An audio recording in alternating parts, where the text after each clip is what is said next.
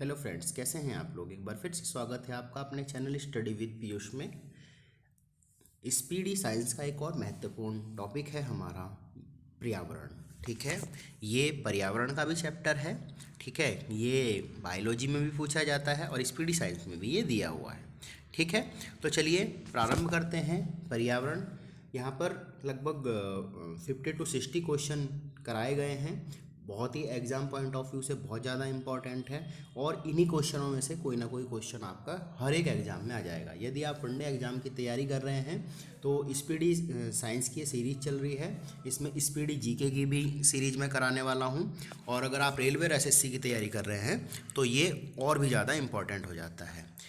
मैंने आपको पहले ही बताया जो स्पीडी है साइंस और जीके और आपकी किसी भी जो आपकी करंट अफेयर की होती है, तो ये वनडे एग्ज़ाम जो आपके किसी भी स्टेट के एग्ज़ाम में उन्हें भी कवर कर लेती है। 90% जीके यहाँ से कवर होता है। ठीक है, ये वन लाइनर की तरह होता है, लेकिन जो क्वेश्चंस हैं हर एक एग्ज़ाम में जहाँ जहाँ पर पूछे गए हैं तो इम्पोर्टेंट क्वेश्चन ही यहाँ पर होते हैं, फालतू का कोई भी क्वेश्चन नहीं होगा। तो चलिए प्रारंभ करते हैं। पर्यावरण पर्यावरण वायु है।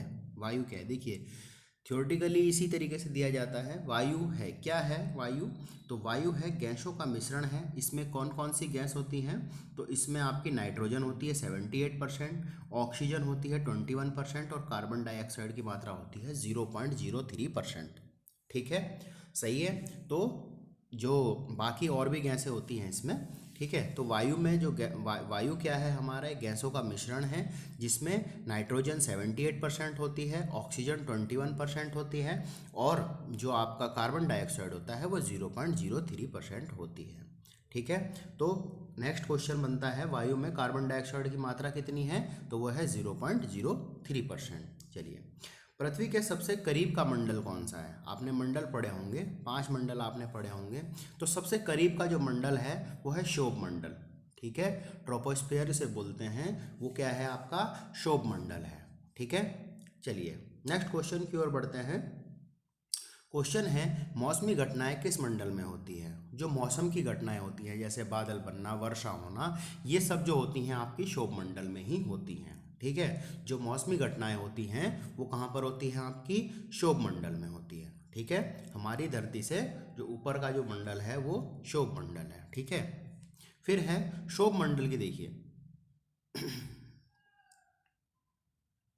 शोभ मंडल से रिलेटेड जितने भी क्वेश्चन हैं, एक्स्ट्रा फैक्ट बताने से अच्छा है कि इसमें पूरा एग्जैक्ट आपको सारे क्वेश्चंस आपको मिलेंगे। ठीक है, चलिए फिर क्या है, शोभ मंडल की मोटाई में वृद्धि होती है। कब होती है? ग्रीष्म ऋतु में। ठीक है, जब ग्रीष्म काल होता है, जब गर्मियों का मौसम होता है, तो क्या होता है कि शोभ मंडल जो है हमारा, उसकी जो मोटाई है उसमें वृद्धि होती है। मोटाई मतलब जो जितना किलोमीटर वहाँ तक है उसमें क्या है, बढ़ोतरी हो जाती है। अब देखिए, शोभ मंडल में प्रति 165 मीटर की ऊंचाई पर जाने पर क्या होता है, 1 डिग्री सेंटीग्रेड तापमान घटता है। जैसे ही आप 165 मीटर जाएंगे अपनी पृथ्वी से, 165 मीटर, तो 1 डिग्री सेंटीग्रेड आपका टेम्परेचर कम हो जाएगा। फिर इसी तरीके से चलते चलते आपका टेम्परेचर कम होगा।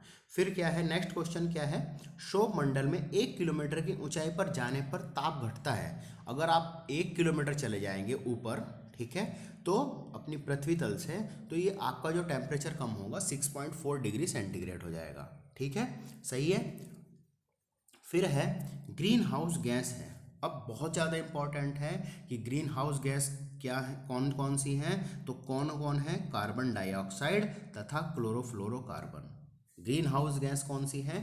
कार्बन डाइऑक्साइड तथा क्लोरोफ्लोरोकार्बन। ठीक है, वायु में जल की उपस्थिति कहलाती है। अगर वायु में जल है तो वो क्या कहलाएगी? ह्यूमिडिटी कहलाएगी, आर्द्रता कहलाएगी। ठीक है, और हमने ये उसमें भी पढ़ा था कि जो इसे में आर्द्रता या ह्यूमिडिटी को मेजर करने का जो मीटर है वो कौन सा है? वो है हाइग्रोमीटर। ये लिखा हुआ है, वो है हाइग्रोमीटर। चलिए, भूमंडल, जो भूमंडल है उस पर जल का भाग कितना है, कितना परसेंट हमारा जल है? तो वो है आपका 71% है। ठीक है, उसमें भी अगर आप स्वच्छ जल की बात करें, जो पीने योग्य जल है वो है 2.5, उसका जो इसका भाग है 2.5 है। 71 का केवल 2.5% जो है वो है क्या, आपका स्वच्छ जल, पीने योग्य जल है। लेकिन अगर भूमंडल पर बात करें जल के भाग की, तो वो है 71%। ठीक है, फिर है वातावरण तथा जीवमंडल के बीच का संबंध क्या कहलाता है। देखिए, जो वातावरण है और जो जीव, हम लोग सभी जीव में आते हैं। पेड़ पेड़ पौधे भी आपके क्या है, वो भी एक तरीके से वो जीव नहीं है वो, ठीक है, लेकिन वो क्या है, सजीव हैं, ठीक है, सजीव में आते हैं। जीव में हम लोग आते हैं जो चल फिर सकते हैं, ठीक है। तो वातावरण तथा जीवमंडल के बीच का जो संबंध होता है वो कहलाता है पारिस्थितिकी, ठीक है। उसे क्या कहते हैं, इकोसिस्टम कहते हैं, पारिस्थितिकी, ठीक है। फिर क्या होता है, पारिस्थितिकी तंत्र में नाइट्रोजन का परिसंचरण होता है, किसके द्वारा होता है, तो जीवाणुओं के द्वारा। पारिस्थितिकी के तंत्र में नाइट्रोजन का परिसंचरण जो होता है वो जीवाणुओं के द्वारा होता है। फिर क्या है, नेक्स्ट क्वेश्चन है, जीवमंडल पर ऊर्जा का मूल स्रोत क्या है। तो जीवमंडल पर ऊर्जा का जो मूल स्रोत है वो है आपका सौर ऊर्जा, ठीक है। नेक्स्ट है, फलीदार पौधों की जड़ में पाया जाता है। जो फलीदार, जो आपने पौधे देखे होंगे जिन पे फली लगती है, फलीदार जो पौधे होते हैं उनकी जड़ में क्या पाया जाता है, तो राइजोबियम पाया जाता है। उनकी जड़ में राइजोबियम पाया जाता है। इंपॉर्टेंट क्वेश्चन है ये। चलिए नेक्स्ट क्वेश्चन की ओर बढ़ते हैं। फिर है, पृथ्वी के ताप को बनाए रखने के लिए कौन उत्तरदायी है। तो कौन उत्तरदायी है, कार्बन डाइऑक्साइड, CO2 एवं जल वाष्प। तो पृथ्वी का जो ताप है उसे बनाए रखने के लिए, कि इतना ही टेम्परेचर ठीक है जीवन के लिए, तो उसके लिए जो महत्वपूर्ण है वो कार्बन डाइऑक्साइड तथा जल वाष्प है। लेकिन अगर कार्बन डाइऑक्साइड की मात्रा बढ़ जाती है तो क्या होगा, वो हमारे लिए हानिकारक होगी। तो एक जो उसका भी एक मात्रा है, 0.03% जो मात्रा है वो बनी रहनी चाहिए, उससे कम नहीं होनी चाहिए, ठीक है, उससे बहुत ज़्यादा नहीं होनी चाहिए, ठीक है। चलिए, फिर क्या है, वायुमंडल का सबसे ऊपरी परत है। तो वायुमंडल की सबसे ऊपरी परत कौन सी है, उसे बोलते हैं हम बाह्य मंडल, ठीक है, बाह्य मंडल। सबसे पहले क्षोभ मंडल, समताप मंडल, आयन मंडल, बाह्य मंडल, ठीक है। चलिए नेक्स्ट है फिर आपका, चाय की खेती के लिए उपयुक्त मिट्टी है। जो चाय की खेती होती है उसके लिए जो उपयुक्त मिट्टी है, बहुत ज़्यादा इंपॉर्टेंट क्वेश्चन है, वो है लेटराइट मिट्टी। चाय की खेती के लिए उपयुक्त जो खेती होती है वो लेटराइट मिट्टी होती है। फिर है वन अनुसंधान संस्थान FRI स्थित है। तो ये उत्तराखंड के देहरादून में स्थित है, वन अनुसंधान संस्थान FRI, ठीक है। फिर है नेक्स्ट क्वेश्चन है, ब्लैक होल सिद्धांत का प्रतिपादन किसने किया। जो ब्लैक होल है उसके सिद्धांत का प्रतिपादन किसने किया, तो वो किया आपका S चंद्रशेखर ने, ठीक है। नेक्स्ट क्वेश्चन है आपका, वायुमंडल में किस परत में ताप समान रहता है। तो स्ट्रेटोस्फेयर जो होती है, समताप मंडल में जो है समताप, तो ताप समान कहाँ रहता है, स्ट्रेटोस्फियर समताप मंडल में जो है आपका जो तापमान है वो समान रहता है।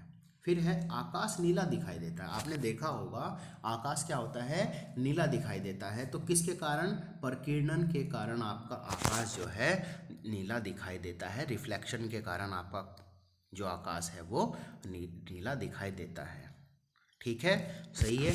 फिर है आपका, विश्व पर्यावरण दिवस कब मनाया जाता है। तो 5 जून को मनाया जाता है विश्व पर्यावरण दिवस। ग्रीन हाउस प्रभाव क्या होता है, किसके कारण, कार्बन डाइऑक्साइड के कारण होता है ग्रीन हाउस प्रभाव, ठीक है।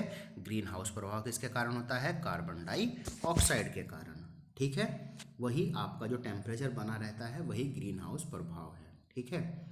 एक टेम्परेचर, गोबर गैस संयंत्र से निकलता है। बहुत ज़्यादा इंपॉर्टेंट क्वेश्चन है कि गोबर गैस में कौन सी गैस पाई जाती है, या गोबर गैस संयंत्र से क्या निकलता है, तो वो आपकी मेथेन गैस पाई जाती है आपके गोबर में, ठीक है, क्लियर है। चलिए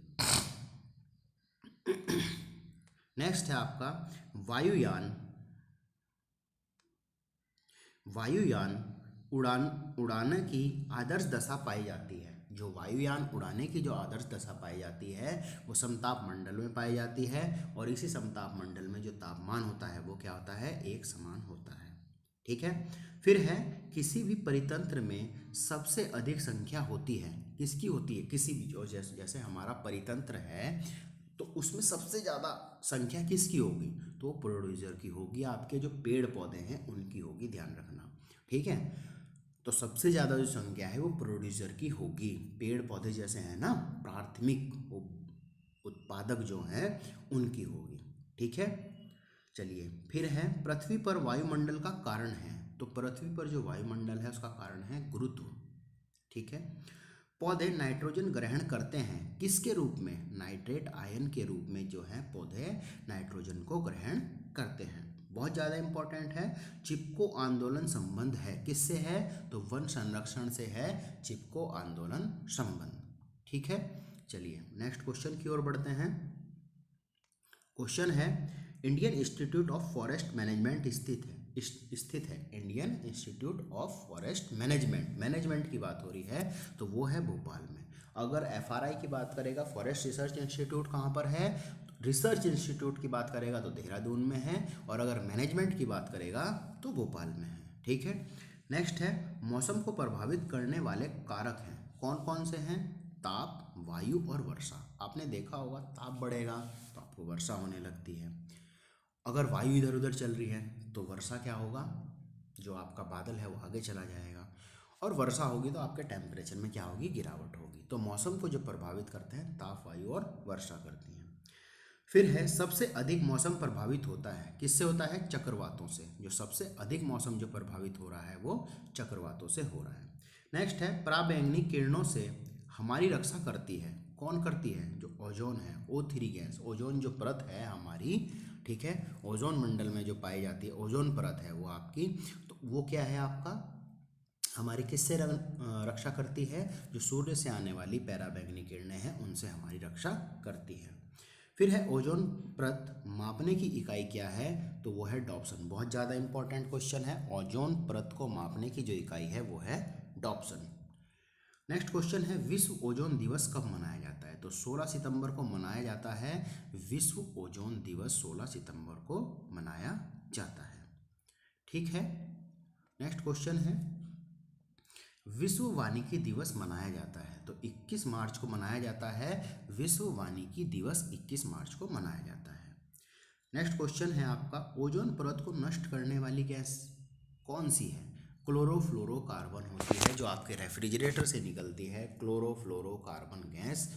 ठीक है, अगर मुख्यतः पूछेगा कहाँ से निकलती है तो आपके रेफ्रिजरेटर से निकलती है। क्लोरोफ्लोरोकार्बन एक गैस होती है जो आपकी जो ओजोन परत है, जो हमारी रक्षा करती है पराबैंगनी किरणों से, उसको नष्ट करने का काम करती है CFC, क्लोरोफ्लोरोकार्बन। रेडियो तरंगे एवं विद्युत चुंबकीय तरंगे बहती हैं तो किसमें? आयन मंडल।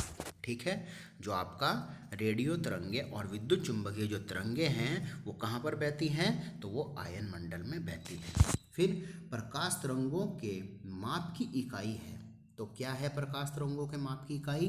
तो वो है आपकी एंगस्ट्रॉम। प्रकाश तरंगों के जो माप की इकाई है वो है आपकी एंगस्ट्रॉम है। ठीक है, सही है। फिर है पृथ्वी के वायुमंडल का सर्वाधिक घनत्व होता है। तो पृथ्वी का जो वायुमंडल है उसका सर्वाधिक जो घनत्व होता है वो कहाँ पर होता है? क्षोभमंडल में ही होता है। ठीक है, चलिए नेक्स्ट क्वेश्चन की ओर बढ़ते हैं।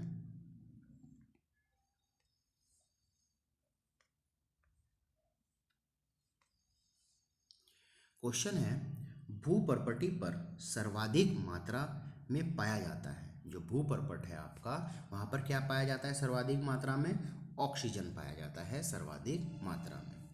फिर क्या है वायुमंडल में सर्वाधिक मात्रा में पाया जाता है? ब्रह्मांड में सर्वाधिक मात्रा में पाया जाता है। तो ब्रह्मांड में जो सर्वाधिक मात्रा में पाया जाता है वो हाइड्रोजन पाया जाता है। नेक्स्ट क्वेश्चन है संसार का सर्वाधिक प्रसिद्ध कीटनाशक कौन सा है? आपने नाम सुना होगा DDT।